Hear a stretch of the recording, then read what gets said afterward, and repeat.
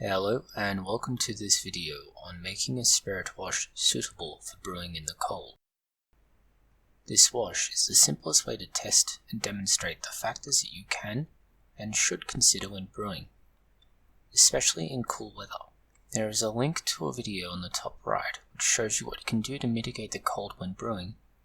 This video demonstrates what you can do using yeast only and with a well-designed wash. With limited means and when the cold sets in, it is often hard to brew.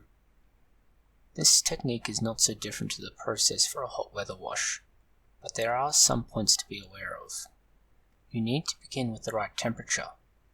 You are looking at pitching your yeast and sugar into a wash that is 30 degrees centigrade or 86 degrees Fahrenheit. Adding your sugar to water at this time will lower the temperature. This means you want it to be much too high for yeast at the start. Adding your sugar, or in the case of a beer or other complex brew, your sugar components, you want to use a high sugar content recipe. Regardless of what you're doing, more sugar is better in this case. This recipe uses 8 kilograms or roughly 18 pounds of sugar. Then the entire batch is stirred vigorously. This aerates the wash and allows the yeast population to expand rapidly once it is added. Once you have added your sugar and it is dissolved, the temperature should drop down to a range in the low 20s, or 70 degrees Fahrenheit. Add your yeast to this and stir again. Total volume at this point should be around 21 litres. This is 5.5 gallons. The catch is here. You should have prepared a large amount of yeast culture in preparation for this brew. It can be anything, but a lager or ethanol tolerant strain will perform best.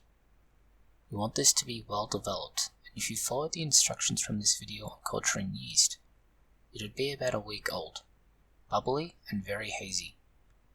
Stir the yeast to make sure everything is in suspension, then pour it into your wash gently. Once in, stir the fermenter slowly to suspend and spread your yeast out. This will also aerate it one final time. Your other option is to add a standard batch of dry yeast such as turbo yeast. This will have a slower performance at first, but you will know what you are adding and might be better for the beginner. Having added a liquid yeast culture, you will have further lowered your temperature during the initial stage of fermentation. Make sure to bring it up to about 20 degrees centigrade at this point if you have the capacity. Your total volume should be about 25 litres or 6 gallons. Keep an eye on the temperature as it will rise slightly as the yeast picks up and begins fermenting. Depending upon how cold the area where you're brewing gets, this may not be a concern. You should see bubbles in your airlock by the next day. Give it 72 hours. And if there is still no bubbling, then the wash is not fermenting. You can try to kickstart it by either opening up the fermenter and stirring it to resuspend the yeast, or adding more yeast. If this does not work, you may need to look at using other means to warm your brew. The process for fermentation will be very slow as the weather gets cooler. A slow fermentation may take up to 2 weeks to complete. Keep checking your air trap for bubbles. There is an upside to this. The wash that you are making should have a slightly higher alcohol by content value. This owes to the slower metabolism when the weather cools down. Hopefully with this sort of recipe and direction, you can understand what you can do without any extra equipment or effort, and using only your yeast and basic recipe. Thank you for watching.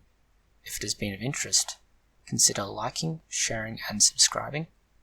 And please post any comments, questions or suggestions you have below.